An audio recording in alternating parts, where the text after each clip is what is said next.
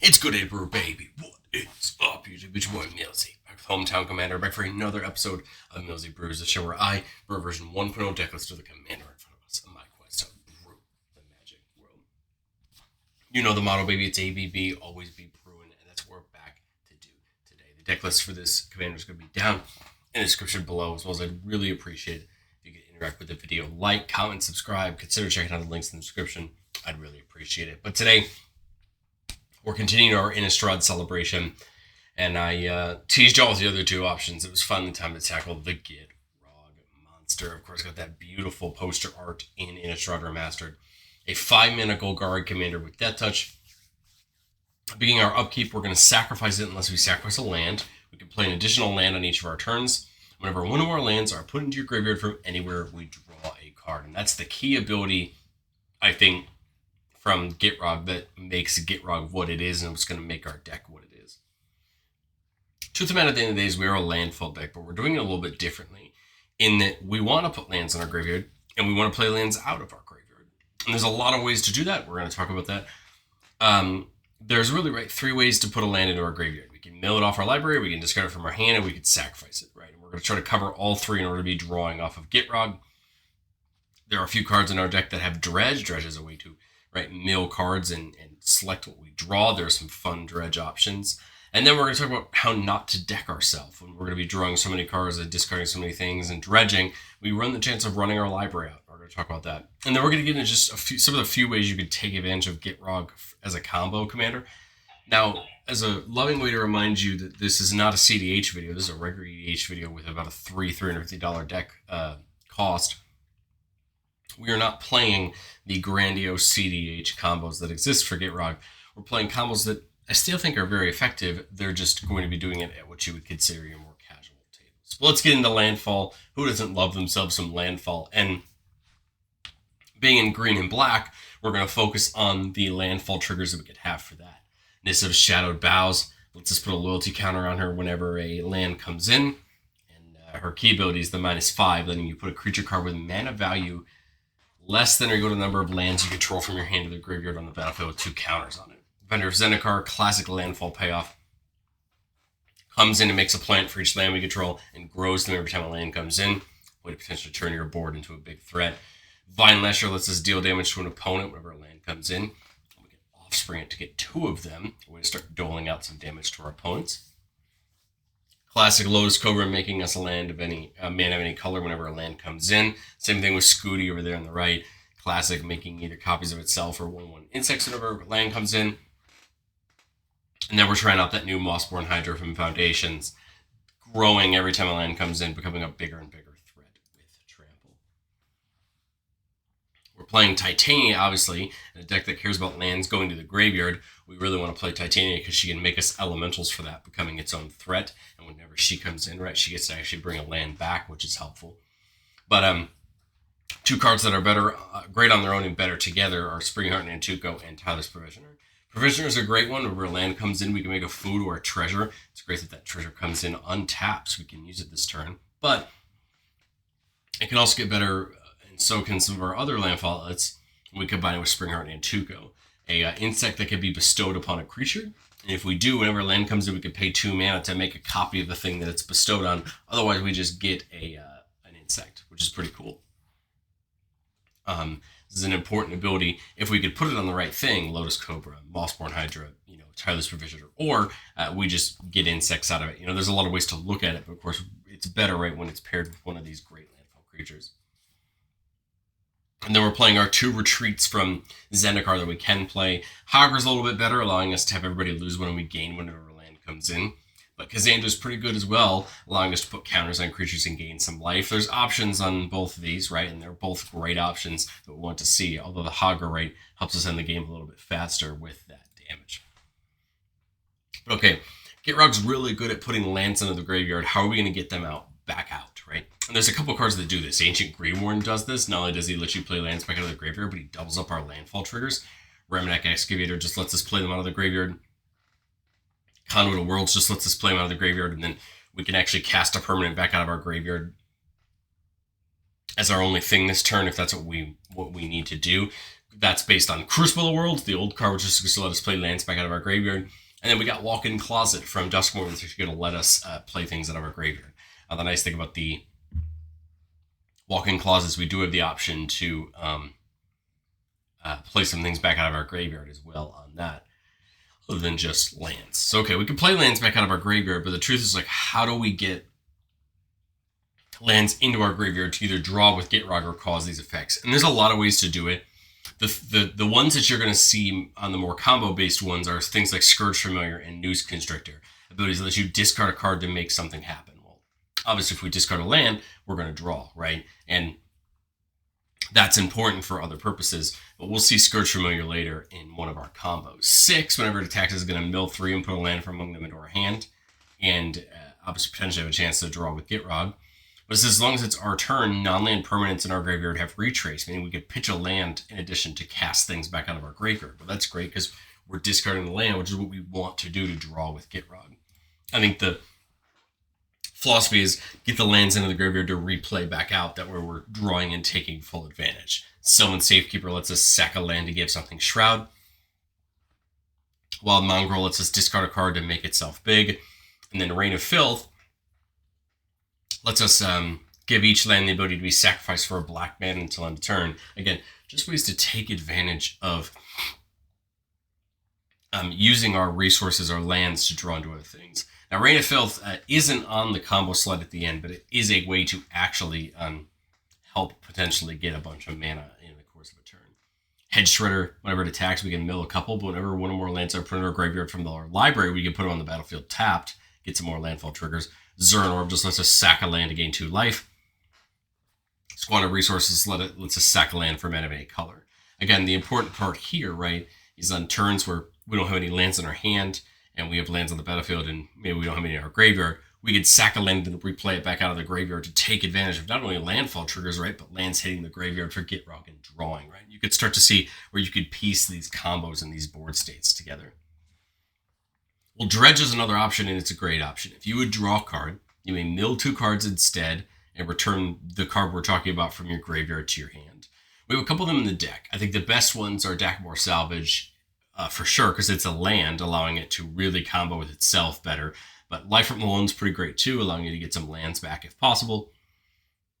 And then Guard Grave Troll is an option to, have a decent creature. But I think the one we really care about is Dakmor Salvage, and we'll talk about it in a second when we talk about our combos. But I think at the end of the day, we do need to remember that we're going to be drawing a lot of cards, which means we're probably going to be discarding a lot of cards, and especially when we get into these dredge loops, we're going to be milling a bunch of cards. So we need to find a way to save ourselves from milling ourselves out. And there's a couple ways to do that. The deck's playing 2, Ulamog and Gaia's Blessing. Both of these say when it's put in the graveyard from anywhere for Ulamog and your library for Gaia's Blessing, we can just shuffle our graveyard into our library. Basically, our libraries are going to start over. And this is important because as we talk about our combos, we need these to shuffle us in and let us keep going so we can achieve them. So let's talk about it. Let's talk about our combos. Let's talk about what we want to do. So there's a way that we can technically make infinite mana. Now, we can make both colors. It's easier to do something like Dark Ritual for the black mana. But basically how this would work is Dakmor Salvage, right? Whenever we would draw, we can mill 2 and put it back in our hand. Remember that Gitrog says whenever a land goes anywhere into the graveyard from anywhere, we draw a card. So how this is going to work is you're going to pitch Dakmor Salvage to something else. And there's a lot of easy ways to do this with some of those other ones we talked about, Noose Constrictor, things like that. When you pitch it, right, Gitrog's trigger is going on the stack. Well, I'm going to mill 2 with Dakmor Salvage and put it back into my hand.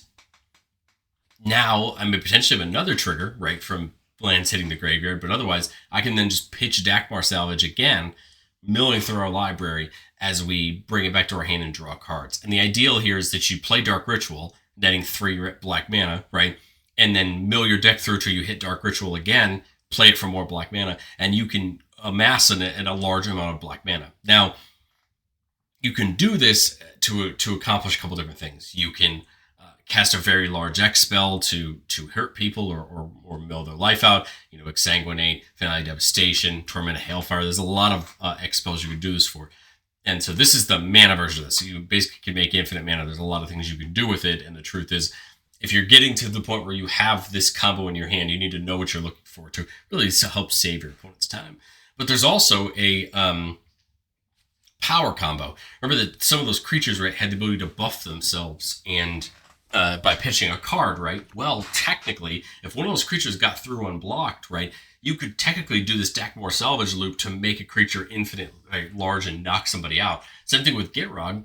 Gitrog can have something like Oblivion Crown put on it, and then it gets this ability to start these Dakmor loops and grow a creature out of nowhere. Now, if we really wanted to lean into this, we would play some more unblockability type things, right, to make sure those are unblockable, and then that way they're hitting for free. But I think the truth is, if you really want the infinite mana side of Gitrog to be the thing, when we talk about our cards to consider here in testing, the truth is I think Finale, Devastation, Terminate Hellfire are probably the way to go.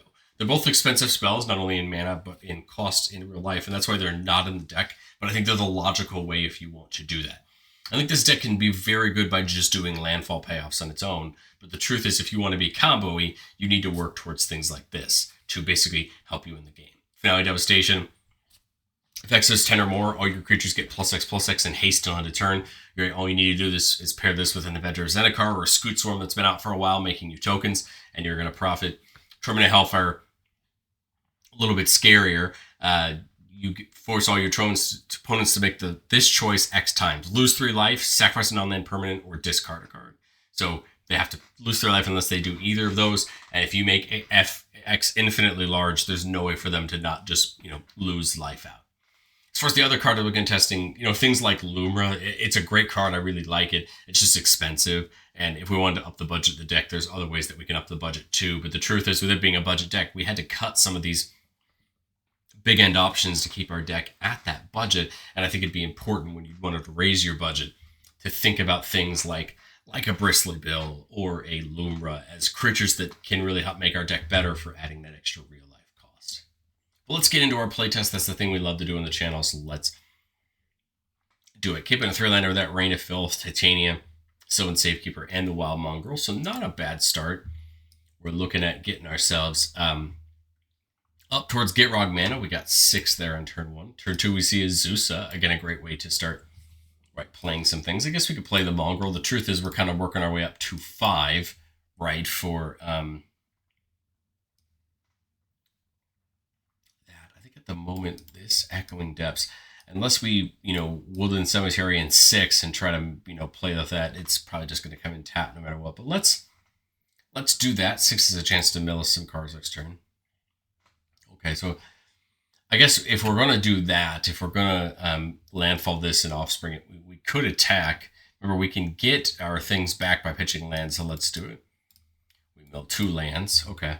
So then I would Echoing Depths. We could make it a copy of either the Battleground or Swamp. So we can actually sack it to add 2 green mana, meaning that technically, right, we could do that. So I think I'd pick the Battle Guard, and then I would just offspring the Vine Lasher. That way we're starting to get some damage in, right, as we have our lands come in. Again, we're working our way towards Gitrog, right, as we work our way up here. We missed the land drop, which is kind of stinky, but it's okay. So I can sack this for double green. So I could get Gitrog down this turn if I wanted to. 6 could actually draw me some cards, right, whenever it attacks. So I think I would do that, sack that for the 2 green mana, and then go to attack and attack with that. 1, 2, 3. So we actually did have a land hit the graveyard, so that's going to get us to draw a card with Gitrog. Again, the goal here was to try to maybe get a land into our graveyard, or get a land out of our graveyard right for that. We could Grave Troll if we wanted to. We could pitch it to the Mongrel to get in our graveyard as a dread option if we want to do that. The only thing I have against that is I just have no way to play lands on my graveyard at the moment. And I'm eventually going to run out of important lands. So we're going to start potentially having a threat with Gitrog if we don't get something that lets us run our lands back out of our graveyard. Or just, use our lands to play, things back out of our graveyard with 6. So I think I would pitch the Grave Troll to Wild Mongrel. Just so that way on a future turn I can dredge it back and potentially draw to some things. So here on the start of our turn, I've got to sack a land, right? I don't have a choice. But that's going to draw me a card. I think I take the draw here and then dredge. Because the problem, right, is if I dredge and I dredge a way to play lands from the graveyard, right, I have no way to get it back. I think I'll just draw and then draw for turn, right? So we get the Twilight Mire there. Again, I was trying to find a way to get something into my hand, right? That can play lands back out of our graveyard, because I feel like that's where we're in real trouble right now. Is at least this time around we're missing that, right? Which is a key thing. I think I probably just have to dredge Raikogari Gravetroll next time. Yeah, I think we just, unfortunately in this one, we just kind of bricked not having, the amount of lands we needed. And, unfortunately, we're just a way of playing them away from the graveyard, away from being pretty swole up, right? So we'll call that the end of this playtest. Yeah, we were still a little bit, probably still a few turns, even if we had shuffled away, which is unfortunate, but it just goes to show you why we do these playtests and why it's important to understand what you're looking for. Does that mean we need more ways to play it out of the graveyard? Does that mean we need more card draw, right? There's options to be considered as we do that. And the truth is, maybe it just means we needed something like Dakmor Salvage in that time to get us, enough through. But here in playtest 2, keeping a 5-lander with Grisly Salvage, a way to mill, and Wild Mongrel. Now we have Lotus Field that can sack a couple lands and add some mana. We've got the Dakmor Salvage. We've got Echoing Depths. Deep Switch could copy something in the graveyard. So very, very interesting start here. We see Command Tower. Okay. I think we just get started, right? No point in playing that Dakmor Salvage if we don't have to, especially if we could start the fun, right, with Gitrog. Just go that for turn 2. Turn 3, I guess I can get Grisly Salvage here. There's probably, I guess, an argument to keep the Polluted Mire so we could cycle it later. I kind of like the idea of just putting it in tap, working our way towards Gitrog. Here on turn 4, I want to play the Lotus Field, so I can actually get this Offspring in and then play the Lotus Field. I guess we sack the Polluted Mire and the Forest. Now we're at 4 mana, could be up to 5 mana next turn. We have a couple lands in the graveyard to play once we get there, or to copy with that. Now we can play Gitrog. Lets us play another land this turn. We'll play the Forest, right? So we have an extra land to sack now. And now, right, we could start the Dakmor loop. We just need something to loop into. So if I pitch the Dakmor to Wild Mongrel, right, then, right, Gitrog wants to draw me a card, but I'm going to dredge 2 instead to put it back into my hand. Well, 2 hit the graveyard, which is going to want us to draw a card again. Again, I could Wild Mongrel in response, right, to put it in my graveyard to draw it again, but I think here we'll just kind of keep the draws in our hand, and that way we can try to hit a thing. Head Shredder is a great way to get lands into play tapped, especially when we're milling them, right? This is a nice way, as we're doing this Dakmor loop, as lands are getting milled, they're getting brought back to the battlefield. So this is a great way to kind of also get around that playing from the graveyard, right? Because when we're milling them, they're coming back. So the nice part here is that, we sack that, so we're going to get an extra draw. Here we can already play 2, right? So we play the Peatland, play the Depths in tapped. I guess I'll make it a copy of a Forest. Now I can play the Shredder, right? Because I have enough mana. And so now, right, if I pitch this to the Mongrel, go to draw me a card, I put it back in my hand, dredge 2, right? I can do this, pitch it, put it back in my hand, dredge 2. And now as I'm getting through these lands, right, these lands are coming in. Now, technically, as long as no one removes that Wild Mongrel, I could do this. I could do this until I have every land in my deck on the battlefield. And then the truth then is I just need to find a way to, to turn that into something more, right? This is the loop you want. I mean, this isn't a bad loop. I'm getting 2 damage for each of them. I think I'm playing 39 or 40 lands, so could knock at least 1 or 2 players out doing this, and then pick the last player, and you're going to have more than enough mana to do this. I mean, all we then would need would be a way to play a permanent out of our graveyard. We have things like 6. We have the Ulamogs and the guys that are just going to keep us shuffling, right? And we could then go the route to, draw, and see if we draw into the other things. I mean, this is kind of the start of the combo. The question is, I think we could get at least 2 players, potentially 2 players out. The question is, what do we do for the third one? An infinitely large mongrel would be pretty good, right? As we're pitching the deck, more salvages to it, right? I think there's a lot of options here. As you can see, we have the combo. It's just figuring out what that looks like at the table we're at. But let's get into playtest number 3. Keeping a 5-lander with Scooty and Chord of Calling, a card that can let us go get any creature of our choice by paying mana. This is important because there's a lot of things it can go get. Avenger of Zendikar, 6, right? There's a couple of creatures in our deck that really can potentially mean something for us if possible. I guess we'll just get the Field of Dead in. Field of Dead can start making us zombie tokens when lands come in, which is an important ability. I think here on turn 2, we're pretty much just getting things in tapped, right? Turn 3, we can Harrow, but I kind of like the idea of just getting the Scute Swarm in. Start getting the Scute Swarm building. Well, there's the Gaia's Blessing. We drew it, unfortunately, so right, that's one less thing, right, that we could put, right, one less chance we have to reset our thing. But I think I would Desert the Indomitable. That would make me an insect. Could Harrow this turn, getting rid of something like the desert to just go get. We don't want to get a forest since we already have one. Oh, I guess we have to, right?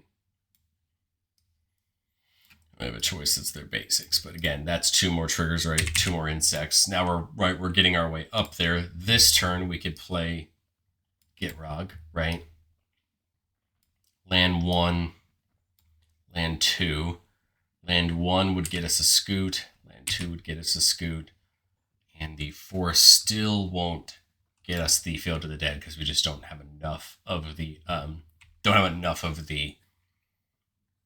names. But now we have 7 mana plus we can tap these for the Convoke. So the truth is we now could go just look for any creature in our library and put it down. I mean, there's a lot of options, right? And we could go get something that allows us to start discarding with the Dakmor Salvage, right, to get that process started. We could go get something like the Vine Lasher to start dealing out damage. We could go get something like Avenger of Zendikar, since we now have a pretty potentially easy way to put lands in now, or do that. There's so many options now when you basically get to just pick up your library and go, what do I want to get? I mean, Scourge Familiar is a way to add mana, right? If we want to work our way towards one of those big spells, right? I mean, the truth is there's so many options at this point. It would just be what you specifically want to go see. I think to me, it would make more sense to go get one of our creatures that can discard a card to start us running through the loop, just so that we can, we can do that and get that process started. We could dredge a couple times with Dakmor Salvage to fill our graveyard, see what we have access to. Remember that Gaia's Blessing can shuffle some things back in if we accidentally hit something we don't want. And I think we're there. The question is just how do we find those other pieces to turn this into a good time, right, for our processes. And then I think we're just good to go once we can get there. Once we get there, we'll have plenty. But this is kind of, I think, where the deck's going to end up most of the time, is you're going to have these combo type places available. It's just playtesting and understanding what pieces do you need to see around them. Because the truth of this Dakmor Salvage is I can just keep continually refilling my graveyard. But the truth is, I don't know that I'm really benefiting right now from doing that. So it's like, what can I find that would benefit from that, right? The answer could have been Titania instead, to start getting us maybe elementals when things go through. You could see there's so many options, and I think that's where the deck's learning curve is going to come from, is knowing what you're looking for when. Titania's from the battlefield, so that wouldn't have done it.